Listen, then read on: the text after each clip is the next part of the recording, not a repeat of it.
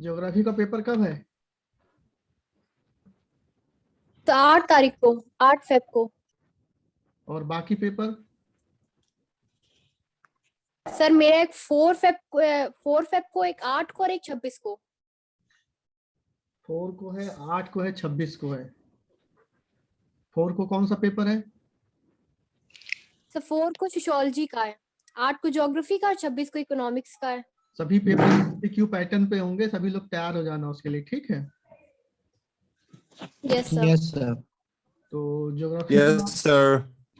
Geography का मैं syllabus एक बार फिर से डाल दूंगा, आपके गूगल क्लासरूम में भी डाल दूंगा और व्हाट्सएप ग्रुप पे भी डाल दूंगा, ठीक है? और सिलेबस को देख करके जो चीजें ना समझ में आ रही हो, अभी हमारे पास 30 तक, या अभी देखिए जो भी गवर्नमेंट की गाइडलाइन होगी, अगर ऑनलाइन का प्रोसेस होता है, ऑनलाइन का ऑप्शन हमारे पास होता है, तो हम लोग उन टॉपिक्स पे चर्चा कर लेंगे, ठीक है? Yes sir. Yes sir. तो आप लोग तैयार हो जाइए, एग्जाम आ गए हैं आप लोगों के।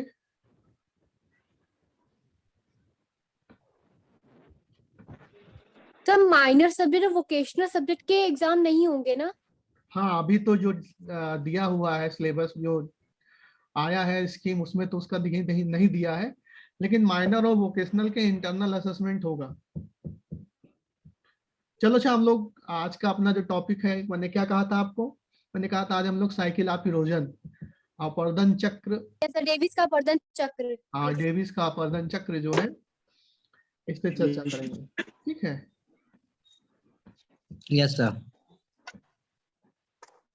मेरी स्क्रीन आपको दिखाई पड़ रही है? Yes sir. Yes sir. Yes sir.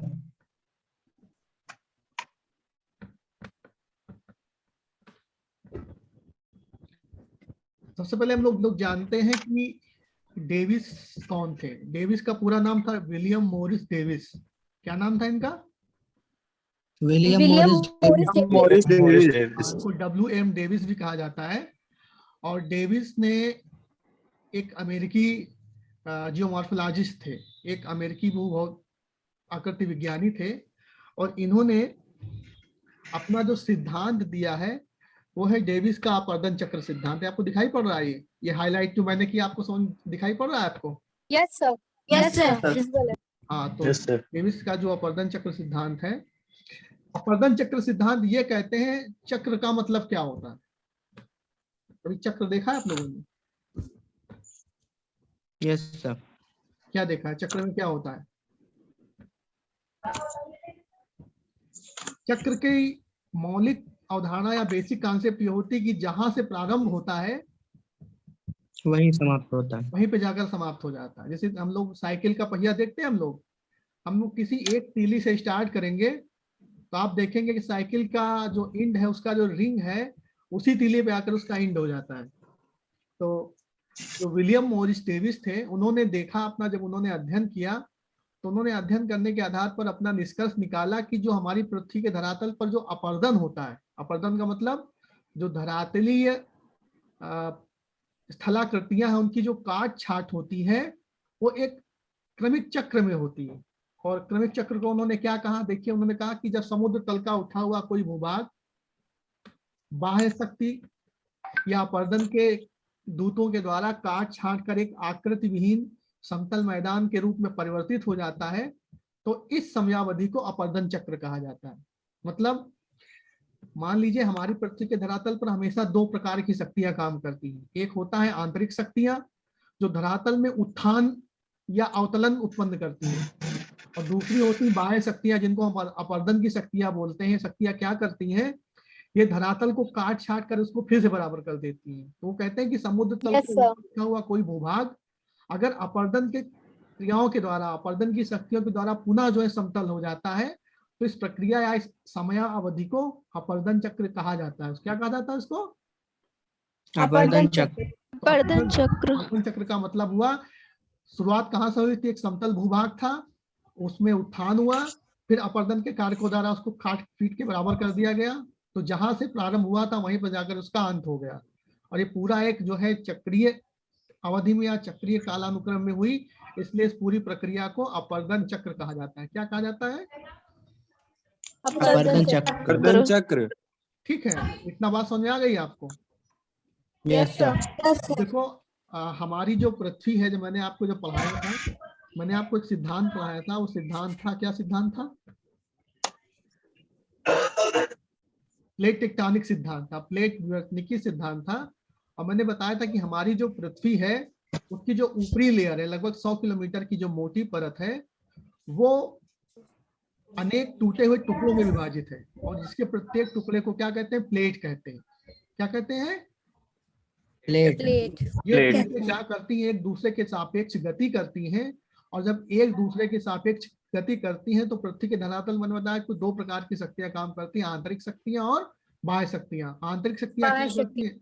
आंतरिक शक्तियों का काम होता है कि पृथ्वी की धरा को, जो धरातल है, पृथ्वी की जो ऊपर की भूपर पट्टी है, उसमें विषमता उत्पन्न करती है, उसमें उत्थान या पतन करती हैं। पर आंतरिक शक्तियां क्या, बाह्य शक्तियां क्या करती हैं? उसको बराबर करती हैं। समतल मैदान के रूप में बदलने का प्रयास करती हैं। हाँ, तो अब देखो थोड़ा सा इसका हम लोग जो है समझे कि जो साइकिल ऑफ इरोजन है, साइकिल ऑफ इरोजन का कॉन्सेप्चुअल बैकग्राउंड क्या था। इस सिद्धांत की सबसे पहली जो संकल्पना दी थी वो स्कॉटलैंड के भूगोलवेत्ता थे, उनका नाम था जेम्स हटन। जेम्स हटन। उन्होंने एक सिद्धांत दिया, उस सिद्धांत को बोलते हैं एक रूपतावाद का सिद्धांत। कौन सा सिद्धांत बोलते हैं? एक रूपतावाद का सिद्धांत। हाँ, कोई अंग्रेजी में माध्यम तो नहीं है? नहीं सर। सर हम यूनिफॉर्मेटिज्म बोलते हैं उसको। ठीक है, James Hutton was the first person who propounded the theory of cycle of erosion. Either we can say he was the first geographer who give basic concept of cycle of erosion. ठीक है, उसके बाद उनके बाद जो सबसे महत्वपूर्ण नाम था वो नाम था WM डेविस का, और तीसरा नाम था पेंक का। जर्मन के भूगोलवेत्ता थे, उनका नाम था अल्ब्रेक्ट पेंक। ए पेंक का नाम था उनका। ठीक, तो इन लोगों ने जो है अपना जो है साइकिल ऑफ इरोजन की कॉन्सेप्ट दी। जो डेविस महोदय का सिद्धांत था उसको अपवर्तन का सामान्य सिद्धांत बोलते हैं, या सामान्य अपवर्तन चक्र कहा जाता है। ठीक है, क्या कहा जाता है उसको? सामान्य अपवर्तन चक्र। अपवर्तन चक्र। और उसके बाद फिर जो है एक, ये हालांकि यहाँ आप कोई मतलब नहीं है, ठीक, ये आप इसको छोड़ दीजिए। महत्वपूर्ण ये है, ये फैक्ट देखिए, ये यहाँ पे लिखा हुआ है, इसको आधुनिक स्थलाकृति विज्ञान यानी भू आकृति विज्ञान का जन्मदाता अल्ब्रेक्ट पैंक को कहा जाता है। किसको कहा जाता है? अल्ब्रेक्ट। किसको कहा जाता है? अल्ब्रेक्ट पैंक। हाँ, अब हम लोग बात करते हैं डेविस का जो सामान्य अपवर्तन चक्र था वो था क्या।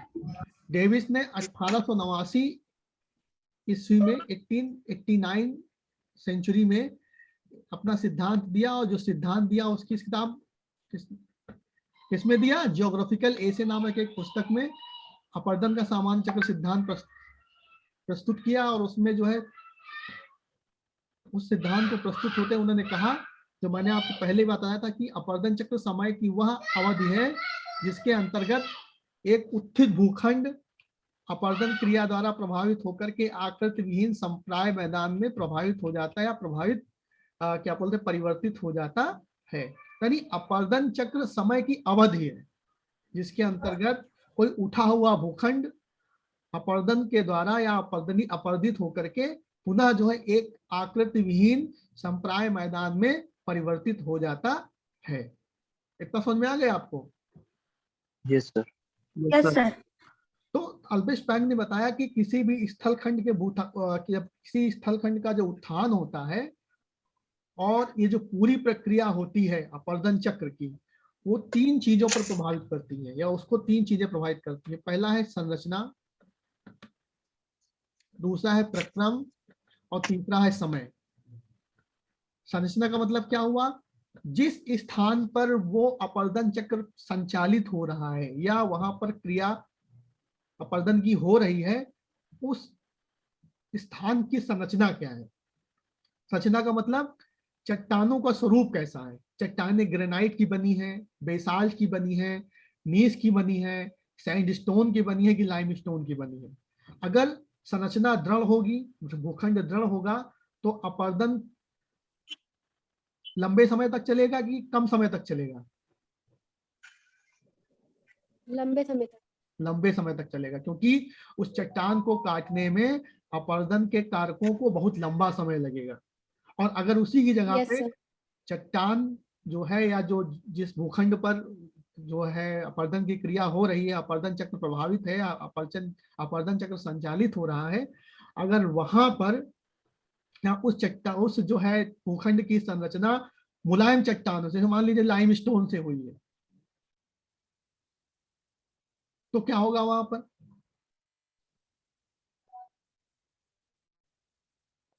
कम समय में अपरदन होगा। कम समय में अपरदन हो, क्योंकि जो है बहुत तेजी के साथ अपरदन के कारक उस क्षेत्र को क्या करेंगे? अपरदित करेंगे, और अपरदित करके पुनः कर जो देंगे। उसको यस सर। संप्राय मैदान में विभाजित कर देंगे या जो है परिवर्तित कर देंगे। दूसरा है प्रक्रम। प्रक्रम का मतलब अपरदन के किन कारकों के द्वारा क्या हो रहा है? अपरदन किया जा रहा है। अब प्रक्रम में जैसे नदी के द्वारा अपरदन किया जा रहा है, या फिर वायु के द्वारा अपरदन किया जा रहा है, या फिर हिमानी के द्वारा अपरदन किया जा रहा है, या फिर भूमिगत जल के द्वारा अपरदन किया जा रहा है। मान लीजिए कि एक दृढ़ भूखंड है, एक ग्रेनाइट की ये मान लीजिए एक लाइमस्टोन की चट्टान है, तो उस पर सबसे ज्यादा प्रभावी कौन सा अपरदन होगा? वायु अपरदन होगा कि जल के द्वारा अपरदन प्रभावी होगा? Sir air. एयर नहीं होगा। लाइमस्टोन मतलब जल के द्वारा। जल के द्वारा, जल द्वारा। क्योंकि जैसे ही जल पड़ेगा चट्टान घुल करके जल के साथ प्रवाहित हो जाएगी। ठीक है, तो अगर अपरदन चक्र कहीं पर संचालित है और किसी उत्थित भूखंड का अपरदन हो रहा है, तो किस कारक के द्वारा उसका अपरदन किया जा रहा है, यह भी महत्वपूर्ण है। और तीसरा जो महत्वपूर्ण है वो क्या है? समय। क्या है? टाइम। टाइम। टाइम यानी कितनी समय अवधि में। मैंने बताया कि अपरदन की संरचना क्या बोलते हैं, क्षेत्र की संरचना और प्रक्रम किस पर आधारित होते हैं? समय पर आधारित होता है समय। अगर संरचना कठोर है और प्रक्रम अधिक प्रभावी अपरदन करने वाला नहीं है, तो समय क्या लगेगा? ज्यादा लगेगा। अगर संरचना क्या बोलते हैं मुलायम है और प्रक्रम भी अधिक प्रभावी है, तो कम समय में ही अपरदन हो जाएगा। तो इस प्रकार डेविस बताते हैं कि जो है स्थल रूप समय, संरचना और प्रक्रम का प्रतिफल होता है। उन्होंने कहा कि जो है किसी भी स्थान पर जो अपरदन चक्र है वो संरचना, प्रक्रम और किस पे? अवस्था या समय पर आधारित होता है। ये तीन कारक होते हैं जो अपरदन चक्र को प्रभावित करते हैं, या किसी स्थल के क्या बोलते हैं, किसी उत्थित भूखंड के अपरदन को प्रभावित करते हैं। और इसी आधार पर डेविस ने बात कही कि किसी भौगोलिक देश क्षेत्र का भूदृश्य संरचना, प्रक्रम और समय का प्रतिफल होता है, और इस परिकल्पना को डेविस का त्रिकट कहा जाता है। अब देखो यहाँ पे आपसे सवाल पूछा जाएगा कि डेविस का त्रिकट कौन कौन सा है, तो आपको क्या याद रखना है? संरचना, प्रक्रम और अवस्था। प्रक्रम और समय। समय। हाँ, और समय। अब समय को ही अवस्था भी कहा जाता है। ठीक है। Yes sir. और पूछ ले, मान से कह दिया उसने निम्न में से कौन सा डेविस का त्रिकट नहीं है? संरचना, प्रक्रम, समय और क्या बोलते हैं भूखंड का स्वरूप। भूखंड का स्वरूप। हाँ, तो आपको ये याद रखना कि डेविस के त्रिकट का मतलब हुआ संरचना, प्रक्रम और अवस्था, या संरचना, प्रक्रम और समय। ठीक है, तो इन्हीं को जो है डेविस का त्रिकट कहा जाता है, ट्रायो ऑफ द डेविस कहा जाता है। ठीक, अब देखो जो अपरदन चक्र है वो देखो कहाँ कहाँ पर होता है। हालांकि डेविस ने जो अपना सामान्य अपरदन चक्र दिया है वो दिया है नदी के अपरदन चक्र को। ठीक है, जलीय अपरदन चक्र को उन्होंने अपना सामान्य अपरदन चक्र माना है, लेकिन अपरदन चक्र कहाँ पर होता है? आर्द्र प्रदेश में होता है। आर्द्र प्रदेश मतलब जहां पर नदियां प्रवाहित होती हैं। शुष्क प्रदेश में यानी मरुस्थलीय क्षेत्र में, चूना पत्थर प्रधान क्षेत्र में, यानी जहां पर अभी आपने एक स्थल रूप नहीं पढ़ा है, आगे आप पढ़ेंगे, जिसको कार्स्ट टोपोग्राफी बोलते हैं। जो हमारी पृथ्वी के अंदर का जल होता है, भूमिगत जल, वो भी जो है पृथ्वी के अंदर की जो लाइमस्टोन की शैलें होती, चूना पत्थर की जो शैलें होती, इनको काट करके बहुत सारे स्थल रूपों का निर्माण करता है। ऐसी टोपोग्राफी को कास्ट टोपोग्राफी कहा जाता है। यदि आपने जो है कोस्टल टोपोग्राफी भी नहीं पढ़ी, यानी समुद्र का जो तटीय क्षेत्र है वहां पर भी अपर्दन चक्र या अपर्दन चलता रहता है। तो इस प्रकार जो है डेविस ने जो अपना सिद्धांत दिया है वो दिया है आंध्र प्रदेश के संदर्भ में, और उसका आधार क्या है, नदी अपर्दन चक्र। तो अगर अब आपसे कहीं किसी परीक्षा में पूछा जाता है कि डेविस का अपर्दन चक्र किस पर आधारित है, तो आपको ये बताना है कि डेविस का अपर्दन चक्र जो है नदी अपर्दन पर आधारित है। किस पर आधारित है? नदी अपर्दन पर। Pardon. हाँ, और जो है फिर उन्होंने क्या किया है, अपने अपर्दन चक्र को 3 अवस्थाओं में, युवावस्था, ये देखो युवावस्था दिखाई पड़ रहा है आपको,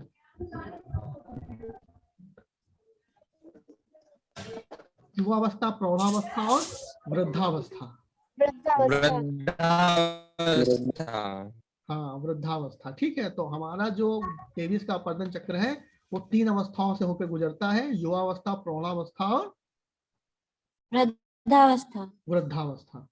अभी आपने जब पढ़ा था नदी का अपर्दन चक्र, तो आपने पढ़ा था कि नहीं पढ़ा था कि नदी के द्वारा जो है अपर्दन के द्वारा जो संयोग बनाए जाते हैं 3 अवस्था बनाए जाते हैं। अच्छा, उन्होंने जो अपना डेविस ने अपना अपर्दन चक्र का सिद्धांत दिया उसमें उन्होंने कुछ मान्यताएं दी हैं। कोई देखो कोई भी जब सिद्धांत बनाया जाता है तो सिद्धांत की अपनी कुछ आइडियल कंडीशंस होती हैं, और उन्हीं आइडियल कंडीशन के आधार पर सिद्धांत को पुष्ट किया जाता है, सिद्धांत को सिद्ध किया जाता है, सिद्धांत को जो है वास्तविक जगत में उसका परीक्षण किया जाता है। तो इन्होंने 3 मान्यताएं दी हैं। पहला, अपर्दन चक्र के लिए उत्थान अति आवश्यक है और उत्थान बहुत कम समय में होता है। उन्होंने पहली बात बताई कि अगर कहीं पर अपर्दन चक्र होना है तो जो समतल धरातल है उसमें जो है उत्थान होना चाहिए, और उत्थान क्या होता है, अचानक होता है, उत्थान में ज्यादा समय नहीं लगता है। फिर दूसरी बात वो कहते हैं कि जब उत्थान पूरा हो जाता है तब अपर्दन प्रारंभ होता है, यानी उत्थान कंप्लीट, जैसे ही जो है उत्थान खत्म होता है वैसे ही अपर्दन प्रारंभ हो जाता है। यानी जब तक उत्थान होता रहता है अपर्दन नहीं होता। ये डेविस महोदय ने कहा था कि उन्होंने कहा था कि जब तक उत्थान होता रहता है तब तक अपर्दन नहीं होता है। जैसे उत्थान कार्य पूर्ण हो जाता है अपर्दन कार्य प्रारंभ हो जाता है। उसके बाद तीसरी बात उन्होंने कहा कि उत्थित जो भूखंड होता है उसका ढाल तीव्र होता है, जिसके कारण उसमें अनियमितताएं आती हैं, और बहता हुआ जो जल होता है वो कई प्रकार से जो है स्थलाकृतियों को निर्माण या स्थलाकृतियों का निर्माण करता है। तो डेविस की जो मूल अवधारणाएं हैं, जो डेविस का सिद्धांत है, डेविस का अपर्दन चक्र है, वो 3 मूल अवधारणाओं पर आधारित है। 3 अवधारणाओं के आधार पर उसका विकास हुआ है। और जैसे ही तीनों अवधारणा या तीनों मान्यताएं पूरी होती हैं वहां पर अपर्दन चक्र प्रारंभ हो जाता है। और अपर्दन चक्र होता है तो कितनी अवस्थाओं में होता है? 3 अवस्थाओं में। वो कहते हैं कि अपर्दन चक्र होता है तो 3 अवस्थाओं में होता है, युवावस्था जिसको तरुणावस्था भी कहा जाता है, प्रौढ़ावस्था और वृद्धावस्था। अब देखो ये आपको चित्र दिखाई पड़ रहा है? Yes, sir. Yes sir. दिखाई पड़ रहा है। देखो इसमें जो है 2 कर्व हैं, एक हॉरिजॉन्टल एक्सिस है, एक जो है वर्टिकल एक्सिस है। वर्टिकल एक्सिस में ऊंचाई को दिखाया गया है और हॉरिजॉन्टल एक्सिस में जो है समय को दिखाया गया है। ठीक, इन्होंने दिखाया है कि इसको 3 स्टेजेस में डिवाइड किया गया है। पहला है तरुणावस्था, दूसरा है क्या बोलते हैं युवावस्था, दूसरा है प्रौढ़ावस्था और तीसरा है वृद्धावस्था। जब तक उत्थान होता रहता है तब तक किसी प्रकार का, भाई किसका आवाज खुली हुई है, म्यूट कर लो अपने आप को। देखो इन्होंने दिखाया है कि जब तक उत्थान होता रहता है तब तक जो है किसी प्रकार का अपर्दन नहीं होता है, अपर्दन चक्र प्रारंभ नहीं होता। लेकिन जैसे ही उत्थान समाप्त हो जाता है और अपर्दन होना प्रारंभ हो जाता है तो वहां पर युवावस्था शुरू हो जाती है, युवावस्था प्रारंभ हो जाती है।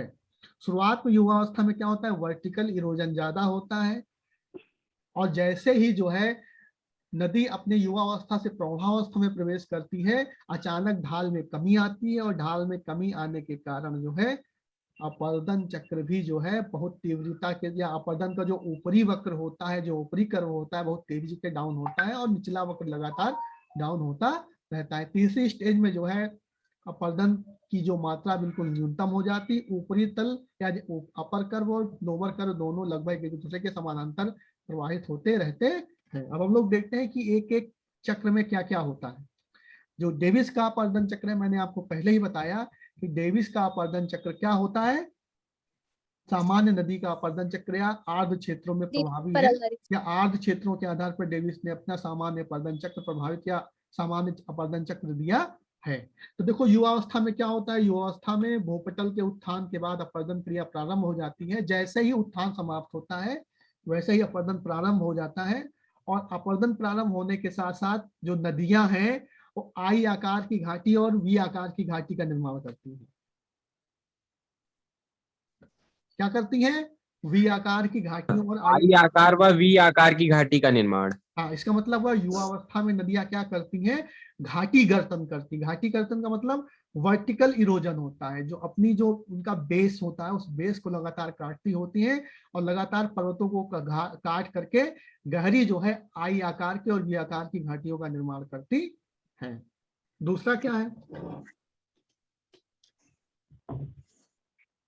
छोटी छोटी सरिताओं का, नदियों की जो है छोटी छोटी नदियों का विकास होता है। तीसरी अवस्था में इसमें क्या होता है कि तली कटान अधिक होता है और क्षैतिज कटान बहुत कम होता है। जैसे मैंने पहले बताया कि जो तली का जो बेस लेवल इरोजन है नदी के द्वारा वो ज्यादा किया जाता है, उसका जो लैटरल इरोजन है उसकी मात्रा बहुत ही कम होती है। अगला क्या है, क्षैतिज कटान कम होने के कारण जो जल विभाजक रेखाएं होती वो चौड़ी होती हैं, और इसी अवस्था में सरिता अपहरण की घटना होती है। यानी एक नदी क्या करती है, दूसरी नदी के पानी का अपहरण कर लेती है, और इस घटना को क्या बोलते हैं, रिवर कैप्चर या सरिता अपहरण का। देखो यहाँ पे दिखाई पड़ रहा है आपको, ये चित्र दिखाई पड़ रहा है। Yes. जैसे एक नदी प्रवाहित हो रही होती है और दूसरी नदी भी उसके बगल में प्रवाहित हो रही होती है, तो होता क्या है कि नदी जो है दूसरी नदी के जल का अपहरण कर लेती है, और जो दूसरी नदी है उस नदी के आधे की घाटी पूरी सूख जाती है, और इस प्रक्रिया को हम क्या बोलते हैं, सरिता अपहरण बोलते हैं। क्या बोलते हैं? सरिता अपहरण। रिवर कैप्चर बोलते हैं। और इसको अगर आपसे पूछा जाए कि रिवर कैप्चर की जो घटना होती है वो नदी की किस अवस्था में होती है, किस स्टेज में होती है, तो आप क्या बताएंगे उसको? तरुणावस्था में। ठीक है। उसके बाद फिर मैंने जैसे आपको जब नदी का अपर्दन पढ़ाया था तो फिर तलीय अपर्दन के कारण रैपिड्स उच्छलिकाओं का निर्माण होता है। मैंने बताया नहीं बताया था? ये देखो दिखाई पड़ रहा है कि कठोर चट्टान होती है और उस पर जो है लगातार उच्छलिकाओं का निर्माण होता है, जल प्रपात का निर्माण होता है, ठीक है, जल गर्तिका का निर्माण होता है। मतलब जितने भी वर्टिकल इरोजन वाली हैं अब स्थलाकृतियां हैं जो नदी अपनी तली को काट करके बनाती है, उन सभी क्या बोलते हैं स्थल रूपों का निर्माण नदी अपनी इस यूथफुल स्टेज में करती है। अब सबसे लास्ट में महत्वपूर्ण बात यह है कि इस अवस्था के प्रारंभ में उच्चावच कम होता है, लेकिन अवस्था के अंत में तलीय कटान के कारण जो है उच्चतामती वक्र बढ़ जाता है। ठीक है, यानी जो उच्चावच क्या बोलते हैं अपर जो सबसे ऊपरी बिंदु है और सबसे लोअर बिंदु के मध्य लगातार जो है दूरी बढ़ती जाती, अपर कर्व और लोअर कर्व के बीच जो है दूरी बढ़ती जाती है। जैसे ये आप देखिए, इस चित्र को देखिए, ये अपर कर्व है ऊपर वाला दिखाई पड़ रहा है और नीचे वाला लोअर कर्व है। तो लगातार नदी के द्वारा जो अपर्दन किया जाता है अपनी तली का, उसके कारण ऊपरी वक्र और निचले वक्र जो है क्या होने लगता है, लगातार जो है बढ़ता जाता है, उसके मध्य की जो है दूरी बढ़ती जाती है। उसके बाद जो दूसरी स्टेज हमारे पास आती है उसको जो हम बोलते हैं प्रौढ़ावस्था। क्या बोलते हैं उसको हम?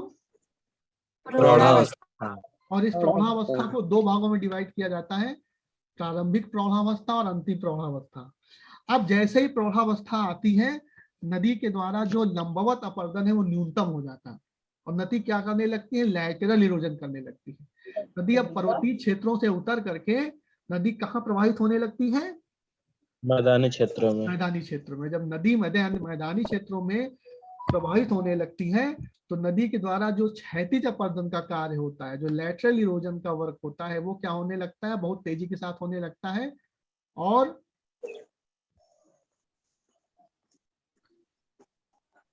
वी आकार की जो घाटी उसने पहले बनाई थी वो लगातार खुलने लगती है, और जब खुलने लगती है तो नदी के कम ढाल के कारण जो है नदियां बाढ़ के मैदान, गोखुर या छाड़न झील, प्राकृतिक तटबंध, मैंने बताया था ना आपको जब नदी का अपरदन चक्र बताया था, नेचुरल लेवीज का निर्माण करती है, मियांडरिंग करती है, आक्सबो लेक का निर्माण करती है।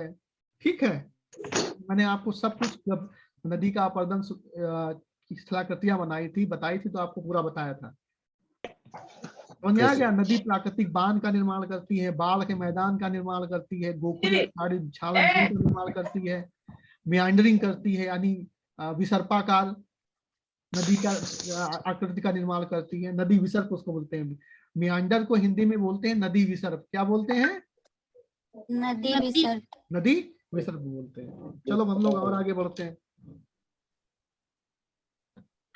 सबसे लास्ट में आता है वृद्धावस्था, और इस अवस्था में केवल निक्षेपण का कार्य होता है। किसका कार्य होता है? निक्षेपण का। और निक्षेपण के कार्य में नदी यहाँ पर डेल्टा का निर्माण करती है, और सबसे अंत में जो नदी के द्वारा जो बाढ़ के मैदान क्या बोलते हैं, डेल्टा में बाढ़ के मैदान बनाए जाते हैं, उनको संप्राय मैदान या पेनी प्लेन कहा जाता है। क्या कहा जाता है? पेनी। और इन पेनी प्लेन या संप्राय मैदान कहा जाता है। क्या कहा जाता है? पेनी प्लेन या संप्राय मैदान। क्या कहा जाता है? पेनी प्लेन या संप्राय मैदान कहा जाता है। और यहीं पर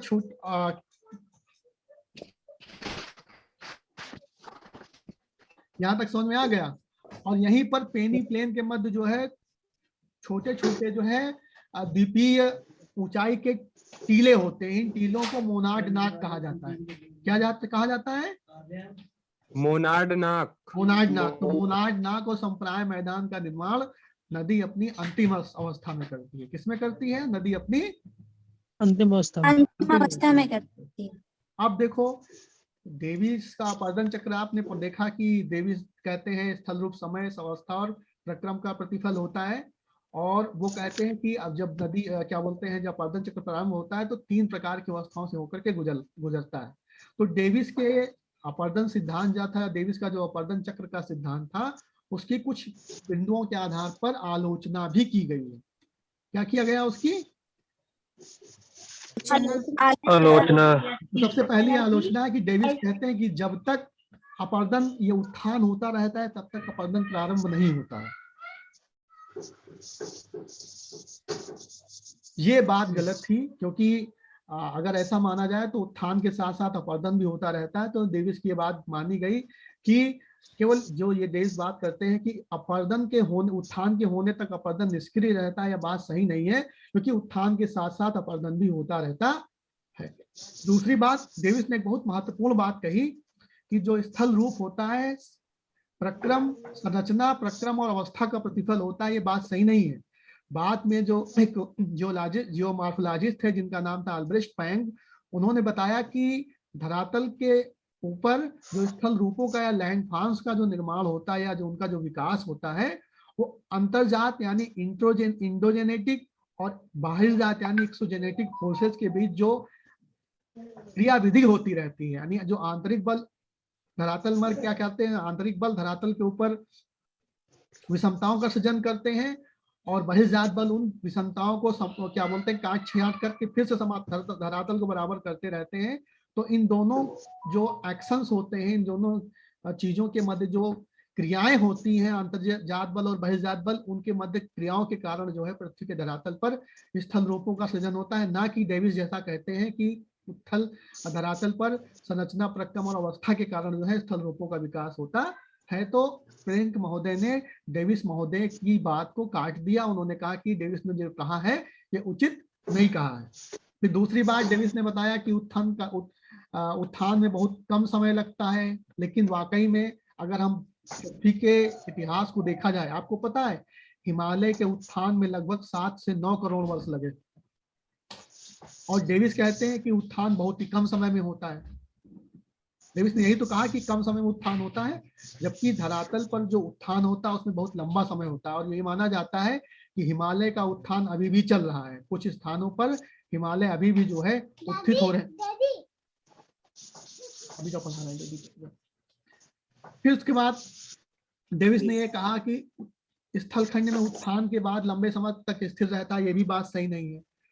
भूखंडों का उत्थान क्यों होता है, डेविस ने इस बात को नहीं बताया। वाल्टर पेंट ने कहा है कि अपर्दन चक्रावस्था का प्रतिफल नहीं होता, बल्कि जो है विभिन्न प्रकार के फेजेस का प्रतिफल होता है। डेविस ने एक भी संप्राय मैदान का उदाहरण प्रस्तुत नहीं किया है। तो ये बहुत सारी चीजें हैं जिनके आधार पर जो डेविस का सिद्धांत था उसको जो है बहुत अच्छा नहीं माना गया।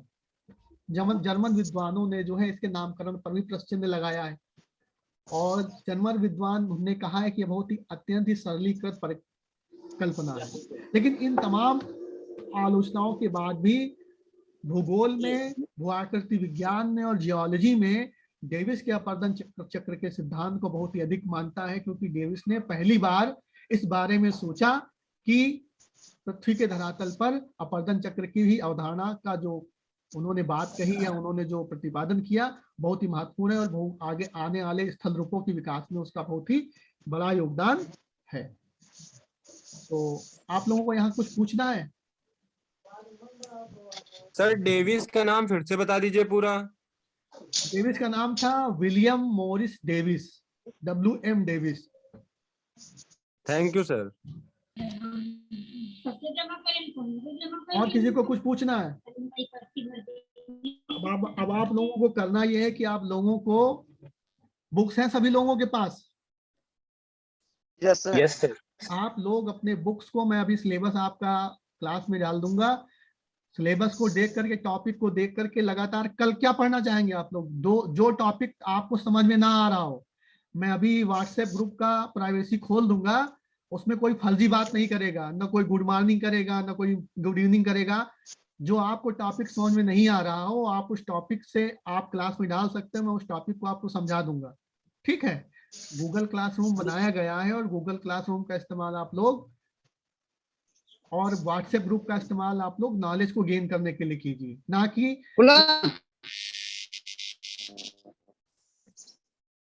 ठीक है? तो अगर आप कुछ पूछता हो तो आप लोग पूछिए, नहीं तो अब आप लोगों का समय आ गया कि आप लोग जो है अपने इस सेमेस्टर का एग्जाम देने के लिए प्रिपेयर हो जाइए। बुक लेकर के जितने भी MCQ टाइप के क्वेश्चन उनको एक बार आप रिवाइज कर लीजिए, और रिवाइज करके मैं कुछ क्वेश्चन बैंक भी डाल दूंगा अभी गूगल क्लासरूम में। ठीक है? जी सर। मैं क्वेश्चन बैंक डाल दूंगा ताकि आप लोग उससे पढ़ करके अच्छे से तैयार कर सकें। किसी को कुछ पूछना हो तो पूछिए, नहीं तो फिर आज मैं इस क्लास को एंड करता हूँ। Okay sir. ठीक है, ओके।